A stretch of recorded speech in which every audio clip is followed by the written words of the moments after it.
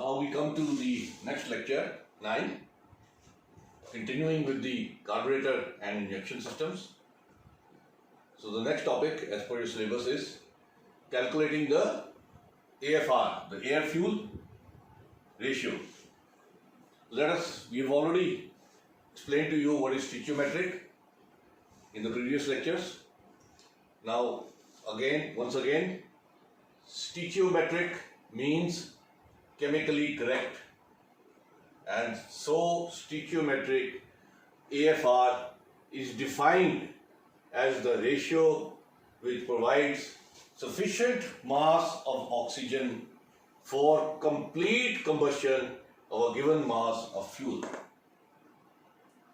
So stoichiometric mixture means the complete mass of fuel which is injected is completely burnt, and for that the right amount of air has to be supplied. That is called the stoichiometric AFR. Now the topic is calculating the AFR. It's very simple, very simple calculation. I'll read it. Most fuels we use in IC engines are hydrocarbons. We all know that, fossil fuels, and their burning will result in the release of hydrogens and carbon. Hydrocarbon means hydrogen and carbon as residuals along with heat and pressure. Self-explanatory. Example, now we are going to take one example. Example of oxidation reaction of methane, natural gas. It's come in the market, vehicles are running on natural gas as a fuel. So here methane is CH4 plus, let us see the reaction, plus 2 oxygen molecules result in CO2 plus 2 H2O. This is the chemical reaction when we burn CH4 with oxygen.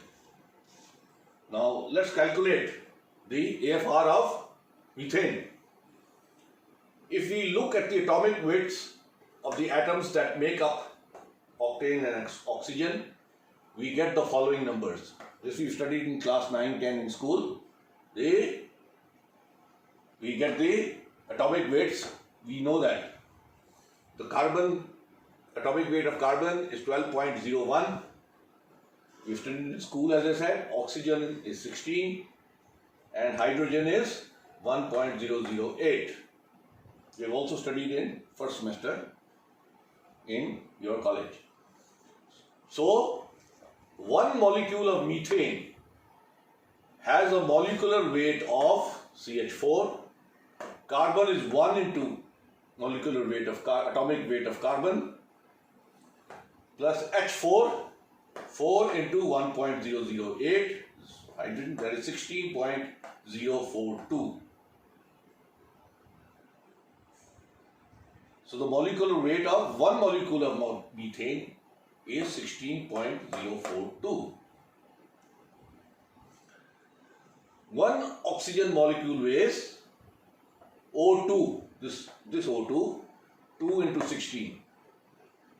2 into 16, 32. The oxygen fuel mass ratio is then 2 into 32 divided by 1 into 16.042. 2 into 32, this is this 2. 64 divided by 16.042, that is equal to 3.99.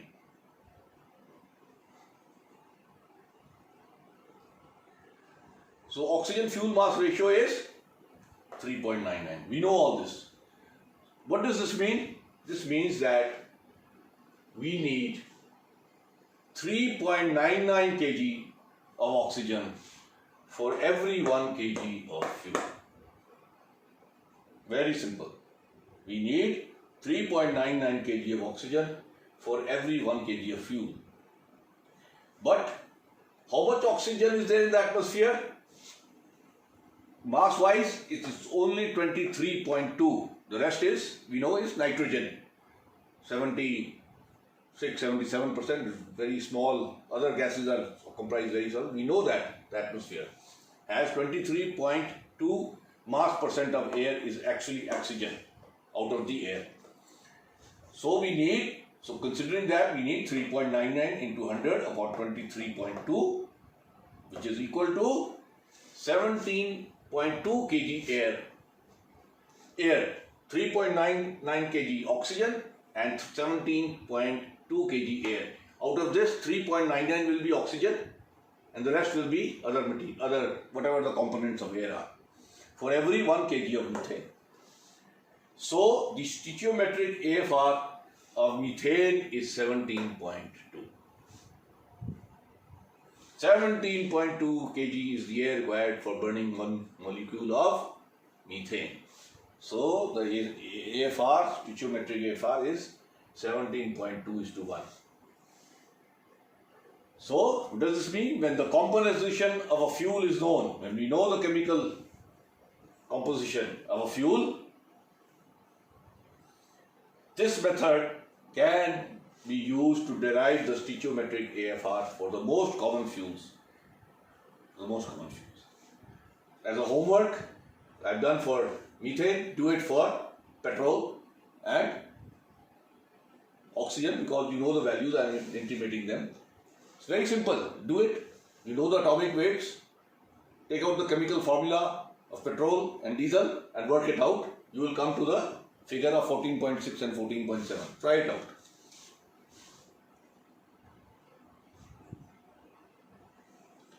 Now, what are the stoichiometric AFRs for various fuels which are in use in automobiles today, which we are using on the roads? Natural gas, 17.22, we've just worked out. Gasoline means petrol, it is 14.7. Propane, it is 15.5. Ethanol, these are the alcohols. Ethanol is 9. Alcohol, not this. Alcohols are ethanol and ethanol. Propane is different. I think this is the we use in our kitchens. Ethanol 9, methanol 6.4, hydrogen 34, diesel 14.6. 14.6 is diesel, petrol is 14.7. Now, this is a very interesting point emerges here. Interesting to note that methanol and ethanol have low these are both alcohols, have low AFR, 15.9 and 6.4, while the carbon chain length is comparable to methane and ethane. The carbon chains are comparable, almost the same length of carbon chain. The reason for the low AFR is that alcohol already carries oxygen themselves, which reduces the need for oxygen from the air.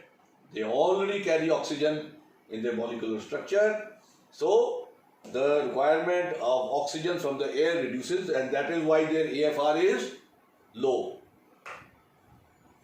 So this is the procedure of calculating the AFR. As I said, very simple. You must know the chemical composition of a fuel and atomic weights you know, and just calculate it this way. You can get it for any fuel. At least now do it for petrol and diesel. The next topic is, we come to injection systems in IC engines.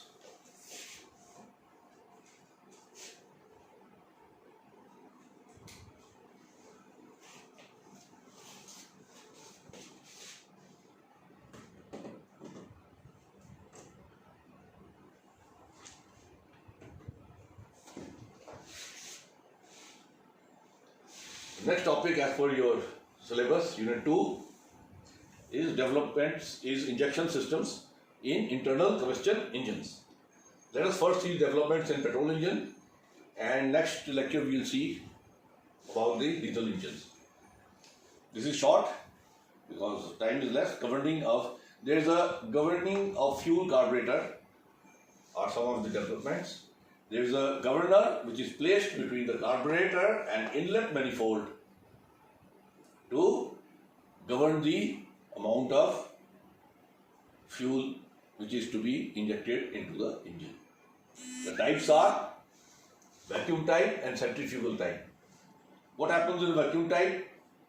The vacuum type depends on the pressure of the moving fuel air mixture at a particular set value by the manufacturer.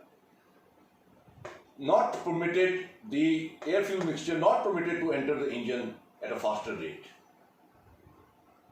It controls the rate of entry. The vacuum type controls the rate of entry of the mixture, fuel air mixture.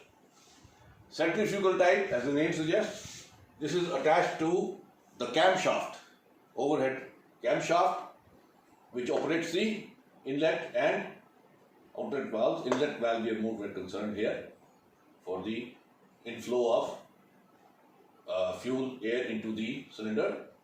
Weight attached to the pivot arm of the governor used to control flow of petrol into carburetor.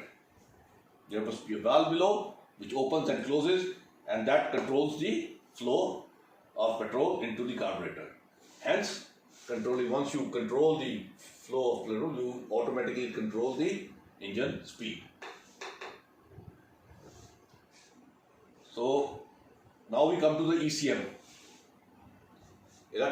electronic control module. This is replaced the carburetor, and you find the carburetor in very few vehicles. In fact, in stationary engines, in agriculture, marine use, like that. But on the road, we rarely find a carburetor. Time is gone. It was there in my time, but no longer. ECM is called the 18, 16 or 32-bit computers. It replaces the carburetor by injecting fuel directly into the engine. Carburetor indirectly to the manifold. Here it directly into the engine cylinder. In diesel engines, the fuel is the diesel into the intake manifold or port. The port system is preferred as is quick warm-up, best acceleration, power and economy. We will come to this in the next lecture when we study we study petrol. When we come to diesel, you will understand this then. Now, coming back to the ECM, computerized control system. ECM is a computerized control system having 8/16/32 bits. Now these are the various electronic bits placed at various places. The more the number of bits, the costlier will be the car actually. Mercedes and all will have 32 bits for input supplied to the computer. Electric pump supplies. Now this diagram is in the next chart. We understand it here and I'll explain you on the diagram. Electric pump supplies fuel under constant pressure to injectors. This is just the concept. Electric pump supplies fuel under constant pressure, and it's a very high pressure. Excess fuel to the tank, whatever fuel, which bypass valve, bypass is there, and the excess fuel, whatever is required by the injector, the rest it rejects, and we can't waste the fuel. It goes back by the regulator, preventing the vapor lock. Otherwise, if it continues staying, the vapor lock may occur. Excess fuel is sent back to the fuel tank by regulator, preventing vapor lock.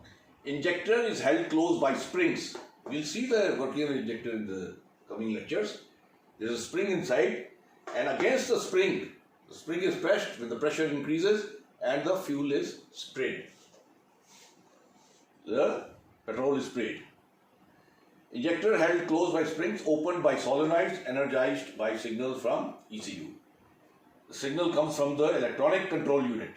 This is electronic control unit. Signal comes and the solenoid which is there inside the injector, that is operated, and depending upon the strength of the signal, the opening, the solenoid opens it to that extent to which the extent the petrol is required by the engine, depending on the load.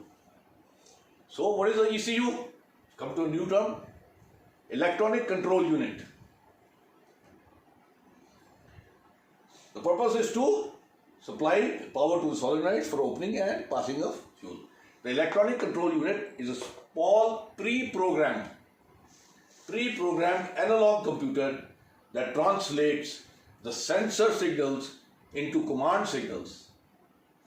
You just understand that a command signal goes to the solenoid, strength of signals to control the open time of injectors, as I just mentioned, depending on the engine power required. More power required, the opening will be more petrol will be injected. Sensors control open time of injectors depending on the engine power. Sensors are placed various points, we will study in the next page, and the various sensors gives the input to the ECU, and from there the final signal is sent to the solenoid in the injectors and the fuel supply is controlled. Sensors positioned at various critical locations. Now what are those critical locations where sensors are positioned? We will see this on the chart. The working of this will be seen on the chart. Don't worry, just understand this. Example, the airflow sensor at the just after the air cleaner, which sucks the air, and after that there is at the outlet of the air cleaner you will have sensor. Manifold pressure, at this inlet of the manifold pressure and temperature sensor. It will sense the pressure and temperature and send the signal to the ECU. Throttle position center. Throttle position, near throttle there is a sensor which the position which is more open or is it closed, less closed. So that signal has to go so that the ECU amends that and takes into consideration. Coolant temperature sensor near the radiator. Vehicle speed sensor, this is at the wheels. Battery voltage sensor at the battery. The amount of current also has to be controlled. So now we come to the multi-point fuel injection, and as I said, we will see the charts which I just explained, the practical charts.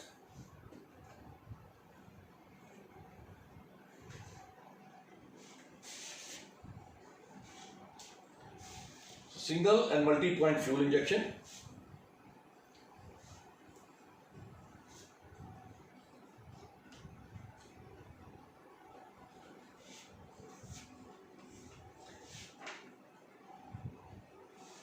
Now let us see the single and multi-point fuel injection for petrol engines. Independent injection for each cylinder at inlet port. This is the diagram. This is the engine cylinder. One cylinder is shown. Induction manifold for the fuel air.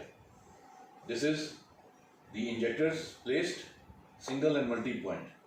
Now if the injector, this is a butterfly valve, as you know. Now if it is placed before the butterfly valve, it is called a single indirect single point injection system for entire engine cylinders. There is only one butterfly valve for all cylinders. Suppose there are 3 cylinders like in Maruti. So this manifold will bifurcate from here. This is for one cylinder, another cylinder, third cylinder. So before the butterfly valve, it is called indirect single point injection. Now if it is placed after the butterfly valve, it is called indirect multi-point injection. IMPI. For each cylinder there will be one. And if this is indirect multi-point. So multi-point means for each cylinder there will be one.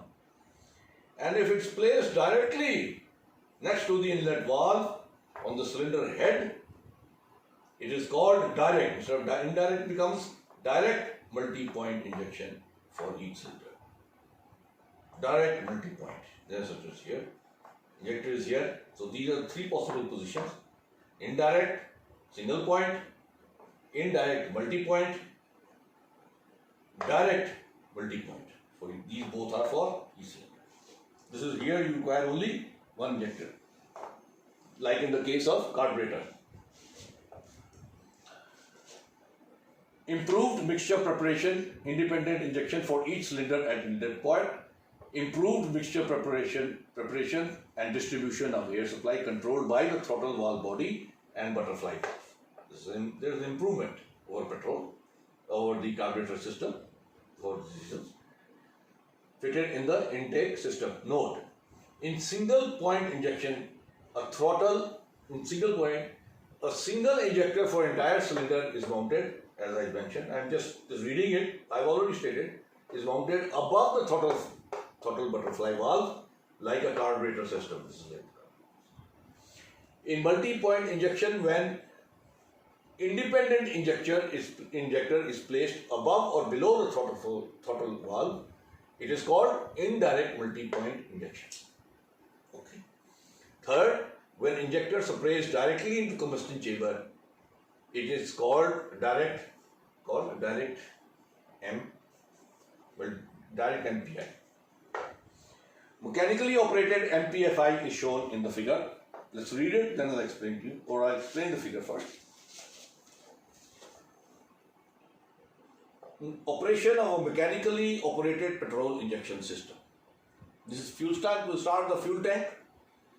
The filter, the electric pressure pump draws fuel from the fuel tank through a filter.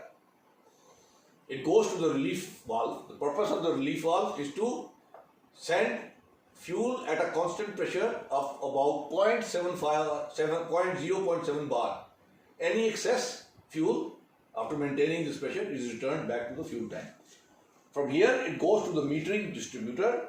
This is mechanical in nature, no electronics so far in this. And from here it goes to other injectors. And this is also controlled by the timing, as per the timing of the vehicle engine. So here there are 4 cylinders shown, 3 to other and 1. Let's see one. The fuel comes here, comes to the injector, and this is the air filter, manifold. This is the manifold, it comes here. This is the butterfly valve, as we have already studied, and here from here it goes. This is the mechanical petrol injection system. What happens in the electronic control system? Here, the metering distributor has been replaced by the electronic control system unit. These are the sensor signals I mentioned, placed at various points in the car. I just named them. Their signal is coming from each of those points. It is the computer inside the ECU. It analyzes that and gives a final output signal. Considering all the inputs, the final output is sent to the solenoid of the injector, which operates the injector valve and so gives a supply of petrol spray through the injector nozzle. Rest of the same, fuel tank through the filter. There is electric pump drawing through the filter. Fuel pressure regulator. This regulates the pressure of the fuel. Here the pressure is much higher than in this case, and the excess fuel is sent back. Here it goes to the injector, and depending on the signal provides the output signal of the ECU, operates the solenoid. Here the air inlet manifold for air. This is the throttle valve and the inlet valve to the engine cylinder. Very simple, nothing very technically complicated about this. So the difference is that the metering distributor has been replaced by electronics, the electronic control unit, and their sensor signals all over the various points of the car engine, various places. Mechanically operated MPFI shown in the figure, this one which I explained. Relief valve maintains constant pressure, as I mentioned. This is relief valve. Maintains constant. This release valve contains constant pressure of 0.7 bar, sending the balance back to the fuel tank. Metering distributor supplies fuel in turn to injectors. Metering distributor, the timing is controlled as per the timing of the engine cylinders. Injector held closed by spring. Injector is held closed by spring, opened by fuel pressure to deliver atomized spray. Atomized spray then mixes with the air and gives the air fuel mixture, petrol air mixture inside the combustion chamber, and further to power the engine and power the vehicle. So we have covered these two topics. Next we'll come to lecture 10. We'll study the petrol part, we'll study the diesel part, diesel injection systems, and what are the latest developments in that. This I have explained. There is no notes, but this is very simple, so that's why I have not given any notes for this. It's just that this is replaced by this, and this is the signal, output signal. Rest is the same. This comes, you can easily draw this diagram. Okay, thank you.